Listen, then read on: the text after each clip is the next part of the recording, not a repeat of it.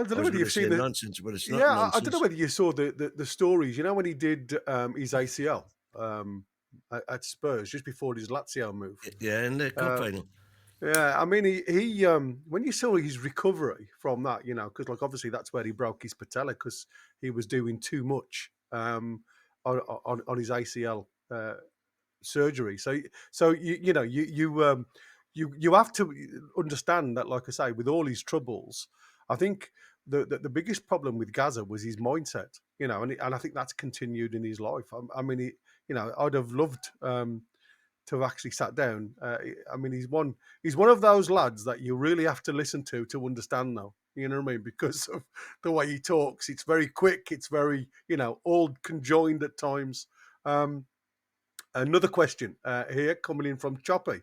Do the overseas players watch Newcastle when they were terrible? Probably not. Probably not, because you know History is history. We wouldn't have been one of the elite teams chosen for televising on foreign stations until it became ubiquitous like it is now, where you can get every single match. But it's like everything else, though. You know, if we all looked at our history, you know, and you're going into a career in a company that hasn't projected a promise or hasn't got a vision, then you just go in with the run of the mill, aren't you? You know what I mean? But if you're going into a company that's previously struggled, but they are projecting this amazing transfer in time where the projection is to get bigger. You know, you're in a small environment, but they want to become a large fish in a small pool. Yeah, exactly. Which is where Newcastle have come from. You know, we've been a small fish in a large pool. Now we seem to be becoming a bigger fish in that in a small pool these days. Because Newcastle, it doesn't matter where you go or what you watch, seems to be on everybody's lips. And that moves me on to the next topic, which what you was bringing up about Tonali. There's been you were watching another YouTuber who seems to he asked the question about stick or twist, about the players that you would have in the midfield, because a lot of the pundits now are projecting that Tonali's probably the best midfielder in the Premier League. Do you believe that still to be the same thing? Or I mean, I know you were saying very much like myself. You were talking about. Let me put your win share. Oh, it's not. Never comes up on my screen. Your win share. I don't know why. Is it the fact that we've got a situation now where we talk about that time gone by? Because you were saying, well, I'll let you explain. It. So this is Matt off Black and White national break, and everyone is talking because of a certain comment from Paul Scholes about Sandro Tonali, and is or isn't he the best midfielder in the Premier League? I'd probably choose Tonali at this point. Best midfielder in the league? Yeah. I'm going to play a very quick game of stick or twist. So you both have Sandro Tonali. I'm going to name some former and current Newcastle midfielders, and you've either got to twist and take that one instead or stick with Sandro. First one, Johan Cabaye. Tonali. Sticking? Sticking. David Batty. Stick again, me. Stick. Yeah. Rob Lee. I would see it sticking for me. Stick again? I would stick as well. Right, okay. Yeah, right. yeah. Gary Speed, the late great. Aye, yeah. Yeah, I still see a stick.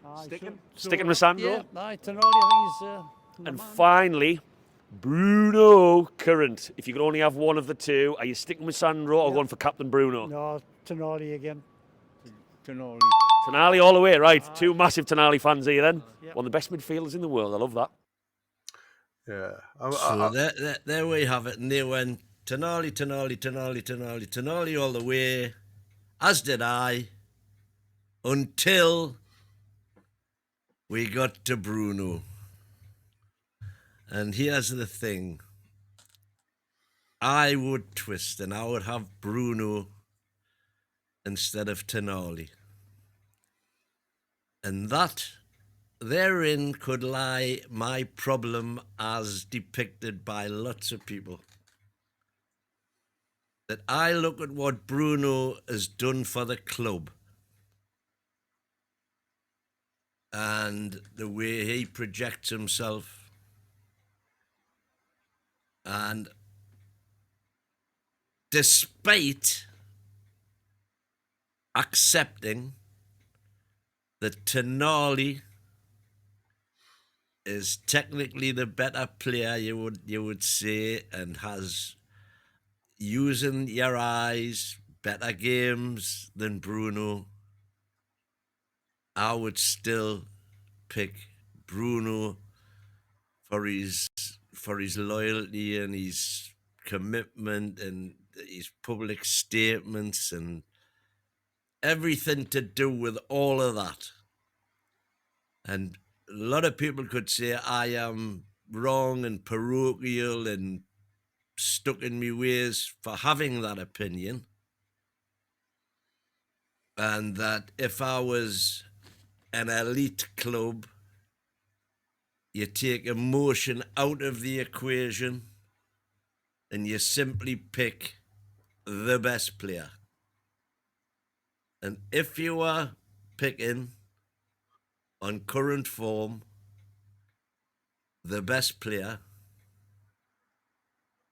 you've got to pick Tonali. But I still wouldn't. I would still have Bruno out of the two of them.